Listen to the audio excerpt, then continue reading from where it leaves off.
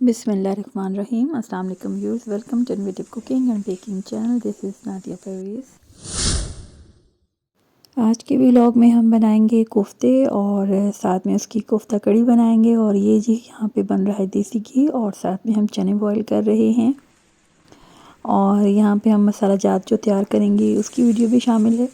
तो ये मैंने यहाँ पे रखा है 1 टेबलस्पून बेसन, फिर यहाँ पे कॉर्नफ्लावर और खसखस, और इसको हमने तवे पे भून लिया है।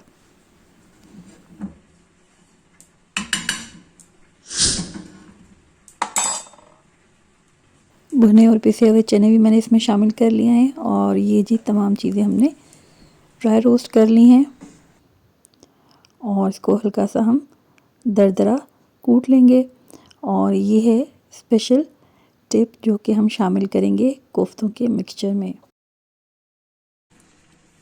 कीमा लिया है, धोने के बाद उसे कूट लिया है और इसमें ये हमने शामिल किए हैं जो हमने आपके सामने अभी तवे पे भुने हैं, लहसुन और अदरक, और 1 हरी मिर्च हमने कूट के शामिल की है खुश धनिए के साथ। हल्दी है, सुर्ख मिर्चें हैं, दरदरी मिर्चें हैं, नमक है, सफ़ेद ज़ीरा, और यहाँ पे हम थोड़ा सा मसाला शामिल करेंगे। चाहे तिक्का मसाला शामिल करें, चाहे सीख कबाब मसाला शामिल करें, ये एक टिप है। ब्लैक पेपर और हल्का सा यहाँ पे पिसा हुआ गरम मसाला भी शामिल कर लें। तो इस सबको हम मिक्सअप कर लेंगे।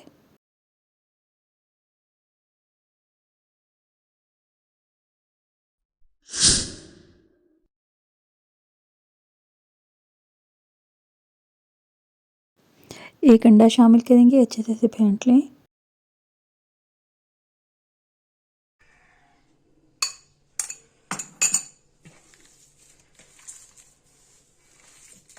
जितने अच्छे से इसको आप बाइंड करेंगे, मिक्सअप करेंगे, और फिर आप इसकी टिक्कियाँ बनाएंगे और राउंड राउंड इसको घुमाएंगे, और इसकी जितनी अच्छी बाइंडिंग इस वक्त होगी गूंदते हुए, जैसे आप आटा गूंदते हैं, तो उतना अच्छा ही ये कोफ्ते जुड़ेंगे और ये टूटेंगे नहीं।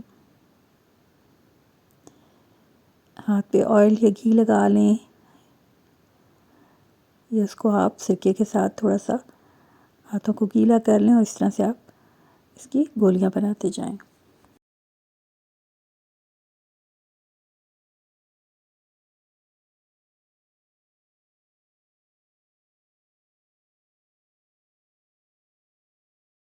भुने हुए चने हों या खसखस, हर चीज़ अपनी जगह टेस्ट रखती है। इन सबको आप ज़रूर इसमें शामिल करें और उनको पीस लें, और बहुत ही ये टेस्टी बनते हैं। अगर एक आध बादाम भी आप इसमें पीस लें तो बहुत ही ज़बरदस्त रहेगा।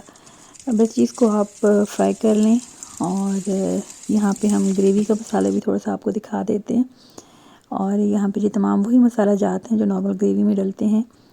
लहसुन अदरक का पेस्ट, प्याज और टमाटर, और ये साबुत गरम मसाला, और साथ ही साथ हमने हल्दी, पिसी मिर्चें, नमक शामिल किया है। और यहाँ पे आखिर में जी हरी मिर्ची शामिल करने के बाद जब तमाम मसाला बना लेंगे, इसमें एक टिप है कि आप यहाँ पे अंडे भी ले सकते हैं, चाहे आप बीच में से कट कर लें या इस तरह से साबित अंडों को शामिल कर लें, तो ये कोफ्तों के साथ बहुत मज़ा देते हैं। बस भी इसमें आपने अंडे शामिल करने हैं, साथ ही इससे फ्राई किए हुए आप कोफ्ते शामिल करें और ग्रेवी को रेडी कर लें और डिश आउट कर लें। और इस टिप को भी आप आजमाएं तो आपको बहुत ही लुत्फ़ आएगा।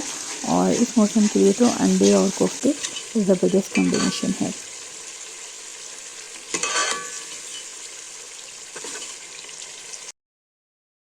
भुन जाए तो उसमें पानी शामिल करें और बस 1-2 से बॉयल दें, और उसके साथ आप इसको डिश आउट कर लें। दूसरी तरफ हम चलेंगे अब व्लॉग के अगले हिस्से की जानिब, और यहाँ पे हम मसाला जात बना रहे थे।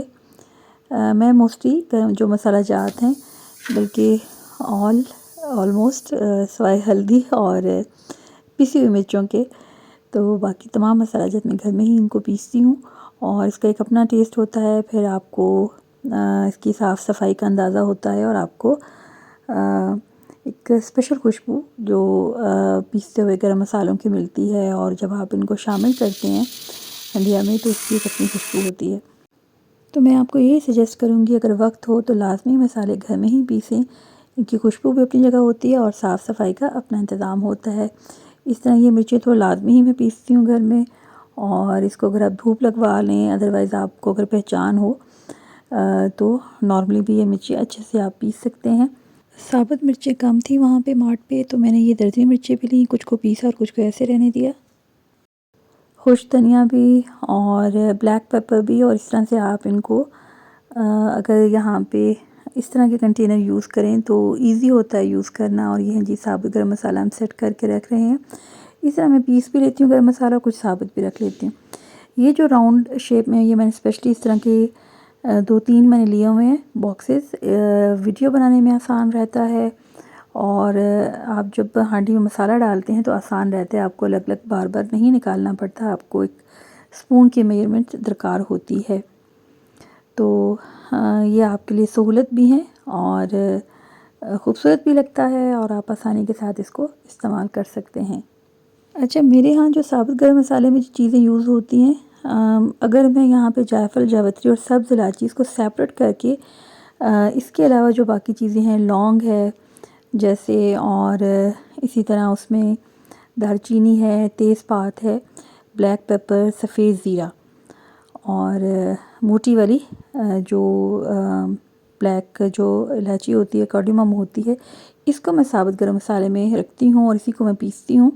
जो मैंने आपको बताया है, जायफल, जावित्री या बादियान के जो फूल हैं या सब्ज़ इलायची, इसको स्पेयर रखती हूँ। ये खुशबू वाली चीज़ें हैं और ये मसालों में ज़्यादा गरमाइश लाते हैं, तो ये अलग से इस्तेमाल करते हैं, जैसे बिरयानी में या इस तरह के जो कोरमा वगैरह होते हैं उनमें, तो उसको मैं इस मसाले के अंदर मिक्सअप नहीं करती। तो बस जिस तरह से हम अपने बॉक्स को रेडी कर लेते हैं, और मेरी कोशिश होती है जो वाइट वाली पेपर होती है वो भी मैं घर पे ही ग्राइंड करूँ, उसकी अपनी स्पेशल महक और खुशबू होती है। तो इस तरह से अगर आप मसाला जात को अपने सामने पीसते हैं तो आपको एक तसल्ली रहती है, और जिस तरह से आपको सहूलत हो आप लाजमी करें। और ये जी मैं आपके सामने इनको दिखा रही हूँ कि ये कैसे, अगर आप इन्हें धूप लगवा लें तो ये सेटल रहते हैं, आसानी से पेस्ट जाते हैं। उम्मीद है आपको इससे कोई ना कोई मोटिवेशन मिली होगी। और अब चलते हैं नेक्स्ट अपने व्लॉग के पार्ट की तरफ, और वो है जनाब, यहाँ पे मैंने आपसे कहा था कि हमने ये नया स्टैंड बनवाया और उसके लिए चूल्हा है, और जब चूल्हा सेट करने लगे तो वो वाला चूल्हा ख़राब था। फिर कुछ अर्से हमने उसे यूज़ किया और अब हमें इसकी ज़रूरत पेश आई, तो हमने फिर यहाँ पे न्यू ही चूल्हा ले लिया। क्योंकि इस तरह की चीज़ें जो हैं बहुत हसास होती हैं और उसमें दरकार होती है आपको स्पेशली एहतियात की ज़रूरत होती है। खैर ये नया चूल्हा आ गया और इसमें भी एक ख़ास बात, तो मैं आपसे ज़रूर कहूँगी कि हमेशा देख के और चेक करके इन चीज़ों को लाएं। और यहाँ पे जो है जब इसका ये जो बड़े वाला पोर्शन था, इसको जब हम इसकी नॉब को ऑफ़ करते थे तो ये ऑफ़ नहीं हो रहा था। तो ये इस तरह की चीज़ें हैं, इनको वहाँ पे ही चेक करवाएं। और ये जो है, अच्छा ये जो चूल्हा है ये स्पेशली इसलिए है कि ये एलपीजी यहाँ पे लिखा भी है, इसके साथ सिलेंडर के साथ लग जाए। अदरवाइज़ बहुत ज़्यादा अगर इसके अलावा कोई दूसरी आप चूल्हे के साथ लगाते हैं तो वो बहुत ज़्यादा यहाँ पे गैस जो है ज़ाया होती है उसके ज़रिए। तो इस तरह से आपने इसके लिए स्पेशल अगर चूल्हा लें कि आप बता के लें कि हमने ये गैस सिलेंडर के साथ इसको फ़िक्स करवाना है। अच्छा, यहाँ पे ना जो पहले चूल्हा था थोड़ा ऊंचा था और उसके नीचे यहाँ पे उसके स्टेप्स बने हुए थे, इसके स्टेप्स नहीं थे और ये शीशे की वजह से स्लिप भी हो रहा था। तो जैसे आपने शुरू में देखा, मैंने इसके नीचे 3-4 चीज़ें रखी, टायर वाला पोर्शन भी रखा, फिर गत्ता रखा, लकड़ी रखी हमने और फिर जो है सबसे बेस्ट तो वही रहता है कि आप यहाँ पे किसी कैलेंडर का स्पेशली या हार्ड जो गत्ता वगैरह होता है उसके साथ इसको एडजस्ट करें तो फिर ये सेटल रहते हैं। जैसे मैंने इनके यहाँ पे 4 इसके एक कैलेंडर के बहुत अच्छा था, ये रफ सा इस तरह का पेज था, तो ये बना के बॉक्सेस स्क्वायर शेप में इनको फोल्ड कर लिया और उसके नीचे यहाँ पे इसको सेट कर दिया। अब यहाँ पे ये मूव नहीं हो रहा था। तो आप कोई भी ऐसी चीज़ रखें जिसको आग वगैरह ना पकड़े, और अब ये जी अपनी जगह से इस तरह से स्लिप नहीं होता और इजीली यहाँ पे हमने इसको सेट कर लिया है। उम्मीद है आज की वीडियो आपको अच्छी लगी होगी। चैनल पर नए हैं तो सब्सक्राइब करें, शेयर करें, लाइक करें और कमेंट करें। चलते चलते आज की प्यारी सी बात एक शेर के अंदाज में, दवा कोई वर्जिश से बेहतर नहीं, ये नुस्खा है कम खर्च और बाला नशीं। अल्लाह पाक सबको सेहत और तंदुरुस्ती वाली ज़िंदगी दे, कर्ज से मर्ज से निजात दे।